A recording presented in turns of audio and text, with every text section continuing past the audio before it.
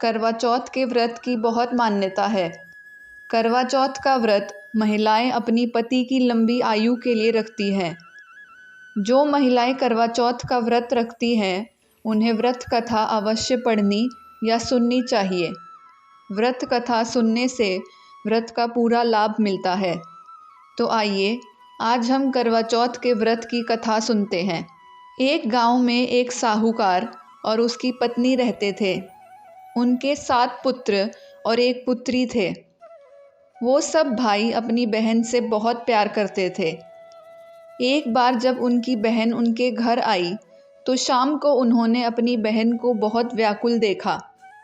उसके सभी भाइयों ने उससे खाना खाने को कहा तो वो बोली कि मैंने निर्जला उपवास रखा हुआ है और मैं चांद निकलने के बाद ही खाऊंगी। भूख के कारण व्याकुल बहन की हालत उनसे देखी नहीं जा रही थी। तो उनके सबसे छोटे भाई ने दूर किसी पेड़ पर जाकर दिया जलाकर रख दिया। वो दीपक दूर से चांद जैसा प्रतीत हो रहा था और उसने अपनी बहन को आकर बोला कि अब तो चांद निकल आया है, अब तुम खा सकती हो। उसके ऐसा कहने पर उसकी बहन ने चांद को देखकर अपना व्रत खोल लिया। उसने जैसे ही पहला निवाला अपने मुंह में डाला उसे छींक आ गई। जैसे ही दूसरा निवाला मुंह में डाला तो खाने में बाल आ गया और जैसे ही तीसरा निवाला अपने मुंह में डाला उसे अपने पति की मृत्यु का समाचार मिला। पति की मृत्यु से वो बहुत दुखी हुई और उसने निर्णय लिया कि वो अपने पति का अंतिम संस्कार नहीं करेगी। उसने यह ठान लिया था कि वह अपनी भक्ति और अपने सतीत्व से अपने पति को जीवित करके रहेगी।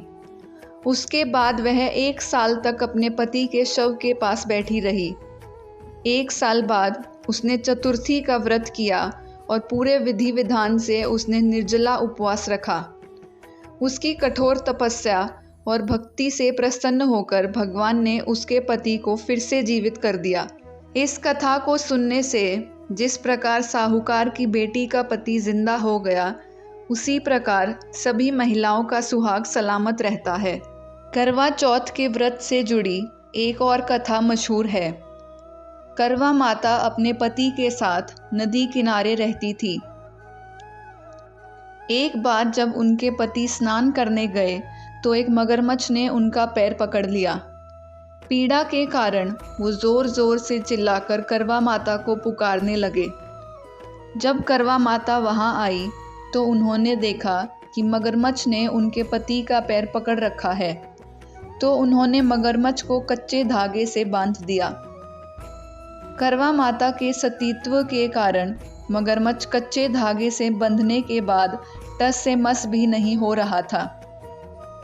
अपने पति के प्राणों को संकट में देखकर करवा माता ने फिर यमराज को पुकारा और अपने पति को जीवन दान और मगरमच्छ को मृत्यु दंड देने को कहा। परंतु यमराज ने कहा कि ऐसा संभव नहीं है, क्योंकि मगरमच्छ का जीवन अभी शेष है और तुम्हारे पति की आयु खत्म हो गई है।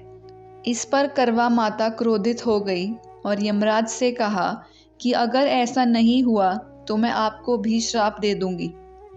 करवा माता के श्राप से भयभीत होकर यमराज ने तुरंत मगरमच्छ को यमलोक भेज दिया और करवा के पति को जीवनदान दिया।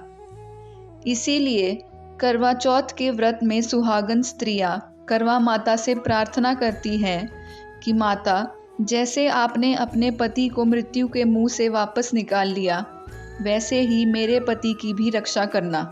ऐसी ही और रोचक कहानियों और तथ्यों को सुनने के लिए हमारे चैनल देवभूमि को सब्सक्राइब करना मत भूलिएगा।